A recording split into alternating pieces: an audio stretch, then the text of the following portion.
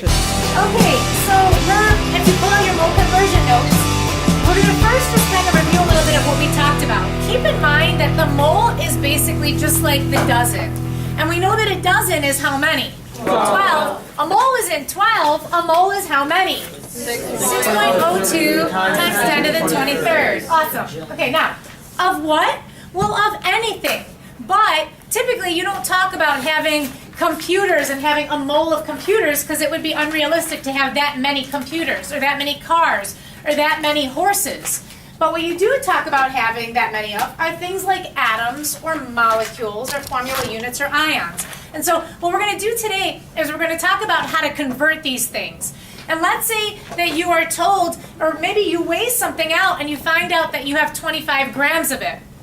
Where we're basically going with this is there's a unit that we'll do second semester called stoichiometry. And it basically involves where you could say you want to produce a certain amount of silver. And what you can do is we can use what is called silver nitrate and copper, coiled copper, just like copper wire. And you can put the copper inside of the silver nitrate and silver will actually start to precipitate out. And so what you can do is you can say, I want to make a gram of silver from this. And then you can backtrack and you can use moles in order, using a balance equation. I'll show you how to balance equations in the next unit also. But you can work backwards to try to figure out how much copper and how much silver nitrate do I need to start with in order to make a gram of silver. And so that's basically where we're going. In an industry, they do this, they use this often. So even in like fertilizer making, for example, where it takes a certain amount of nitrogen and a certain amount of hydrogen in order to make what is called ammonia. And so you can figure out how much ammonia do I need, how much nitrogen and hydrogen do I need to start with. And there are impurities and things like that, and maybe the reaction doesn't go to the end, to completion. So you would have to use percents and things like that, and we'll also do a little bit with percents in this part of the unit. Okay, so that's kind of where we're going. So what we're first going to do is talk about how do you convert from grams to moles or moles to grams. How do you know how many atoms or how many molecules there are? Or maybe you have a volume of gas. Can you figure out how many molecules are in the volume of gas? Well, you can't see a gas. So I could give you a tank of oxygen, and what you could basically do is weigh it, and as long as you know what pressure and what temperature you have, you could figure out how many molecules of whatever gas, like oxygen gas, is inside of that tank.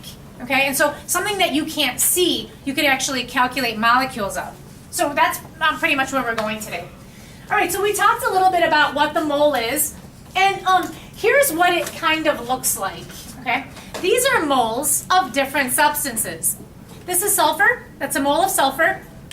This is a mole of salt, of NaCl, a mole of sugar, a mole of water, and a mole of copper sulfate, okay? And what is the one thing that every single one of these has in common? They're all one mole. They're all one mole. What's different about them? Different Different volumes, okay, different amounts. At least when it looks like when you talk about like mass, maybe, okay.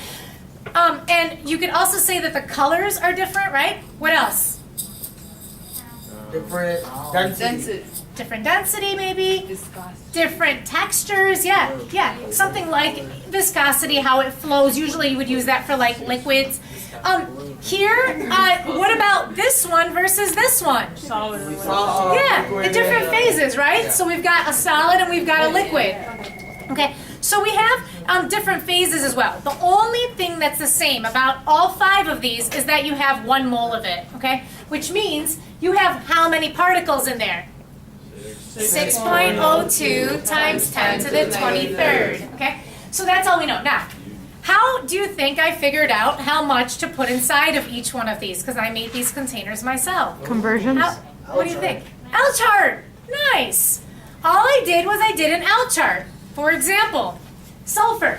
If you find sulfur on the periodic table, go over to a periodic table here, and we look at sulfur, what does it say? What is this red number? What units did we say? We said AMUs, but we're not going to use AMUs. We're going to use Mole. grams per mole. Nice.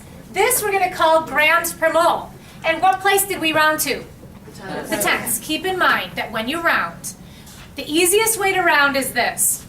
You go to the hundredths place. If that number is less than 5, you do not change any of these numbers. You write the numbers as they are. If that number is higher than 5 or 5, then you round up. Okay? So what would this one be? 32.1. Awesome. Okay? But then something like, let's do one like this, 74.92. If that number is less than 5, you don't change it. So what would it be? 74.9. Okay? So you only change it if that number is 5 or higher. So keep that in mind. All right, so let's go back. So we do an L chart, and basically, I figured out that it was 32.1 grams in every mole of this by the molar mass of sulfur, so I weighed out 32.1 grams. What do you think I did for water? How many oxygens? One. One oxygen. How many? What else is in water? Hydrogen. 2 hydrogens, right? H2O. So we have 2 hydrogens and 1 oxygen, and if you look back at your periodic table, hydrogen's molar mass says 1.00, so that would just be 1, but you have 2 of them, so that's actually 2 grams per mole.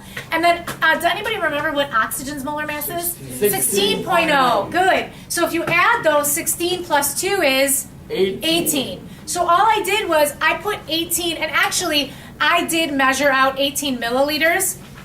And 18 milliliters of water, this doesn't work for other substances, is the same as 18 grams of water for the most part. Why? Anybody know what the density of water is? 1 gram. 1 gram per milliliter, not exactly 1, okay? It's about 1.03, something like that, grams per every milliliter, but we end up saying it's about 1 gram per mil. So I was able to put 18 grams inside of there. Okay, so that's how we get the L charts, and we just add up, we stop at the tens place, and then we just add them up after that. So let's try this, okay? Let's try to convert now and see how we do. So we're going to use the same method that we did before. Everybody say it with me. Circle what you want, write what you got, throw in a bridge, and question units opposite. Okay, so let's try it. So here it says, how many grams are in a 7.2 mole sample of dinitrogen trioxide? So what are we looking for? Circle what you want. Grams. Write what you've got. 7.20, nice, moles. Okay, on the line, there is no line, sorry, I'm making a line. What is, because for homework you had to do this, what is dinitrogen trioxide? N2O3. Nice, N2O3. Okay, so I'm going to cross my units opposite, and I'm going to write moles on the bottom. Okay, now I don't know where I'm going, but I do know that that red number on the periodic table will give me what? What units? Grams per mole. Everybody say it? Grams per mole. Okay, it will give me grams per mole. So what do I have to do in order to get that number? L chart. Good. So let's do an L chart. So the way that you do an L chart, you kind of make something of an L. You inventory. You write your 2 elements in this case on the side. How many N's are there? 2. And how many O's? 3. 3. Okay. So we're going to multiply this. Nitrogen on the periodic table says 14. Oops. It says 14.0067. So round to the tens place? 14.0. And what's oxygen? 16.0. Nice. So we've got 2 times 14 and 3 times 16.0, which gives us 28.0. And then 16 times 3 is 48.0. And if you add 28 and 48, you get 76.0. 76.0. And the units are grams per mole. Okay. So where do you think, and just like when we did miles per hour, or 60 minutes in an hour, for example, remember that you can have it flipped. Depends on what you're crossing opposite. So guess where you write the 76.0? In this case, on top, because the per mole goes on the bottom.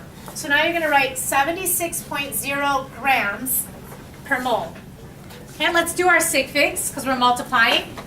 Remember that ending zeros are significant if there's a decimal, which there is. So that one's also significant. So in both of these, how many sig figs do I have? 3. So you're going to round your answer to 3. Please tell me after you multiply, anybody with a calculator, what you get. 547.2. So then we're going to do 3 sig figs, which would just be 547. Good.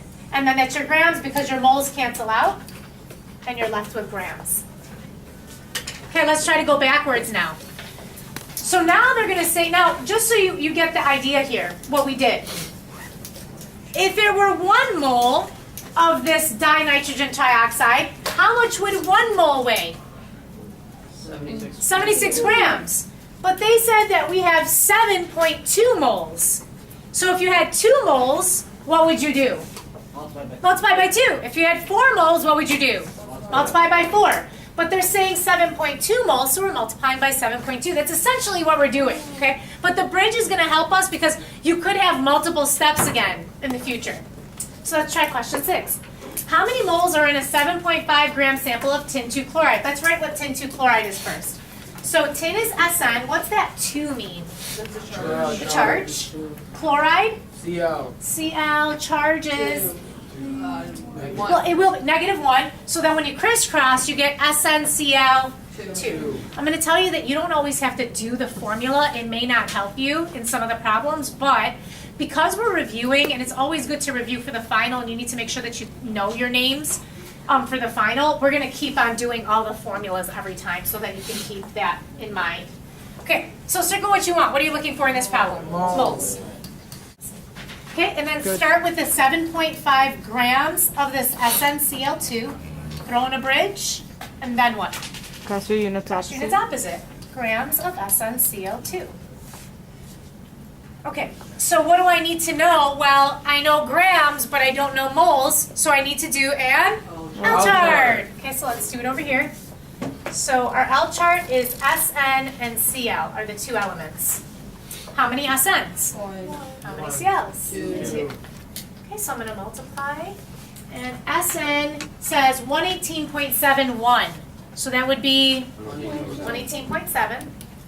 And Cl says 35.45. So that would be 35.5. 35.5. Good. So I have 118.7. And then 35.5 times 2 gives me 71.0. Good. And then I'm going to add these together, which gives me 189.7 grams per mole. Okay, so the only thing is that the 189.7 goes with the grams. So where do you write that now? Why on the bottom? Because that's where the grams go. Again, it's like miles per hour. If you said 76 miles per hour, if miles were down on the bottom, you would still be writing 76 miles per hour. Okay, so keep that in mind. This is how many grams there are in 1 mole. So it's 189.7 grams per mole of SnCl2. So now instead of multiplying, you are dividing. Good. So we're going to do 7.5 divided by 189.7. How many sig figs is 7.5? 2, and 189.7 is 4. So how would you round your answer to 2? Tell me what you get first, please. 0.039536. Okay, let's stop. That's good. Let's stop there. Thank you. That's perfect. How would you round that to 2 sig figs? 0.04. Okay, let me write 0.04. How many sig figs is that? 1. Only 1, so then add, perfect, add a 0 in. Nice. 0.040 moles with 2 sig figs. Awesome. Mole amounts of different liquids and solids have different volumes. Avogadro found, remember the avocado guy? Avocado, and then he's the guacamole mole, is how we remember this. Equal volumes of gases at the same temperature and pressure have the same number of molecules. What I want you to do, you have a tiny bit of space on the bottom of your page. Not a lot of space, okay? And I want you to just draw 3 containers, okay? So just draw 3 containers. There's one closed container. I'll try to do this equal volume. There's another one. And there's another one. Okay. These are going to be equal in volume. Okay, we're going to say that they're equal volume. All right, and then we're going to also say that these are at the same temperature and pressure. Same temperature and same pressure. And then let's put helium gas, He, helium gas, inside of here. maybe we put hydrogen or oxygen gas inside of here, O2, oxygen gas. And maybe in the third one we put a little bit of nitrogen, a little bit of carbon dioxide, a little bit of argon gas inside of that third one. What Avogadro said was, as long as you have equal volume containers of gas and they're at the same temperature and the same pressure, then equal volumes have equal moles. And if they have equal moles, then they have an equal number of atoms, or molecules, or ions. Now the thing is, their mass can be different though. Their grams could be different. Why? Why could their grams be different? Because what do you know about their different elements? And different elements, their atoms weigh different amounts because they have different numbers of protons, neutrons, electrons. Perfect. But remember, where's most of the mass of an atom? In the nucleus. Awesome. Okay. So, excuse me, equal volumes will have equal moles as long as they're at the same temperature and pressure. So that's what he said. So he said they have the same number of molecules. Anybody see somewhere in the room this number 22.4 liters? It's like, where's Waldo? On Spark. You see that over there where Sparty's sitting? It says 22.4 liters. If you've seen that before, that's supposed to represent 1 mole at what is called STP. And the question is, what is this STP? A mole on top. That's cool. Okay, so STP is, yeah, and I do have the mole on top. So what does STP stand for? Standard temperature and pressure. And if you look down here, it'll tell you what is standard temperature. 22 degrees. 0 degrees Celsius, good, 0 degrees Celsius. And then what pressure? 1 atmosphere, good. 1 ATM, which is called an atmosphere of pressure. Okay, so that's what STP is. It'll end up being, it's one of your vocab words, too. It'll be what's STP. All right, so let's try to use this one now. So if you have a 22.4 liter container of gas at what? We call this STP, good, at STP. Then you have 1 mole. You have 1 mole, and 1 mole is always equal to how many? 6.02 times 10 to the 23rd. I'm going to write FAIM, and we'll talk about what FAIM is in just a minute. We'll come down to that in a second. So let's try these. Question 7 says, what is the volume in liters of 0.6 moles of sulfur dioxide at STP? What is sulfur dioxide? And you're going to see that you don't even need it for this one. Sulfur is S, dioxide. O2. Good. Okay, so what are we looking for? Units. Volume in liters. Circle what you want. Write what you've got. 0.600 moles of this SO2. Throw in a bridge and cross your units opposite. Moles of SO2. Okay. I'm trying to get to liters. And what do you know about how many liters are in 1 mole? 22.4. Now, it only works at STP, and it only works if you have a gas. I will not give you problems like this unless it's a gas at STP. We will do gas laws later in the year, and when we do that, they won't be at STP, and I'll show you how to do those calculations at that time, okay? So for now, they have to be at STP. So 1 mole is 22.4 liters. So now what do? Multiply. 0.600, remember those zeros have a decimal, so those are all significant, so that's 3. And what about 22.4? 3. That's 3. So you want 3 in your answer. Somebody please tell me what you get in your calculator. 1.44? 13.4. Okay, good. So 13.4, and that's liters of the SO2. There's something blinking in the middle of the screen. It's okay. It's like something about HD. Okay. All right, this one, now we're going to go backwards. This one says, how many moles of oxygen gas are in a 350 milliliter bottle at STP? So now, what are we looking for? Moles. But we're starting with milliliters. Good, so we're starting with 350 milliliters of, how do you write oxygen gas? Not O. O2. Good. Throw in a bridge. Cross units opposite. You have milliliters of O2. Okay. We don't know milliliters to moles, but we know Milliliters to liter. milliliters to liters. Bless Good. Who remembers? How many milliliters in a liter? 1,000. Good. Or you can do 1 times 10 to the third. And remember that you need to have your metric system down. So any of the other conversions you don't, you can still use your conversion sheet. But for milliliters to liters, for example, make sure that you have those down. So in 1 liter. Now I'm in liters. I don't want liters, so I write liters opposite. And now what can you do? You can. Yep, liters to moles. And how many liters are in a mole? 22.4. 22.4. Nice. And so now you're just going to, in your calculator, you're going to do 350. Then what happens if the numbers are in the bottom? Divide. You divide. You're going to divide and then divide again. And then again, please tell me which. 0.0156. Let's do our sig figs here. How many sig figs in 350? 2. 2. Good, because there's no decimals. That one doesn't count. Good. This is just the definition to define it. And what about 22.4 liters in a mole? 3. So what's your least number?